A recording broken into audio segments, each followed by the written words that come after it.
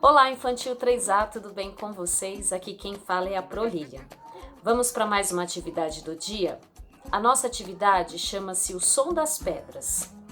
No próximo vídeo, a Pro vai mostrar quais os materiais bem acessíveis de fácil acesso para nós fazermos essa atividade. Aguardem o próximo vídeo. Bom, vamos aos nossos materiais. Primeiramente, a gente vai precisar das pedras, qualquer pedrinha que vocês acharem, tá? Mas procure uma quantidade suficiente, tá? Para nós fazermos. Aqui é uma lata, tá? Uma lata de metal. Aqui é um balde com um pouquinho de água. E aqui é uma panela. Nós vamos fazer alguns experimentos com esses materiais. Aguardem o próximo vídeo. Nós vamos pegar essas pedrinhas e colocar dentro dessa lata.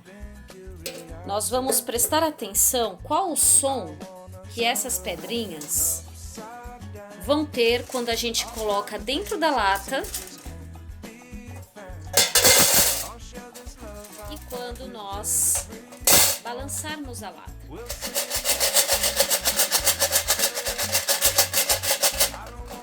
Que barulho! Que barulho é esse? Aí em casa vocês vão identificar, certo? Agora a gente vai fazer uma experiência com as pedrinhas colocadas dentro do balde de água. Qual o barulho que ela nos fornece? Vamos lá? Vamos às próximas pedrinhas?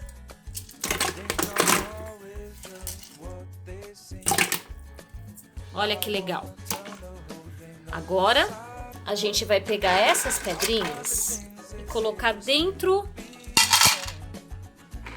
da nossa panela. Olha que legal.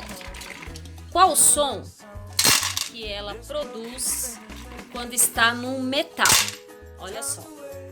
A Pro vai pegar uma colher e vai mexer essas pedrinhas.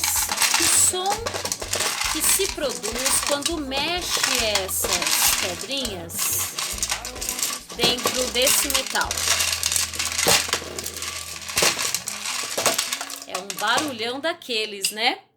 Então, vocês em casa vão ter que identificar qual o som que produz quando a gente coloca a pedrinha na nossa panela, a pedra dentro do balde com água e a pedrinha dentro da lata. Viu que interessante? É bem facinho. Eu espero que vocês tenham gostado e não se esqueçam, como sempre, mande um vídeo ou fotos dessas experiências que eu acabei de mostrar. A Pro tá aguardando. Um beijinho no coração e até mais. Tchau, tchau!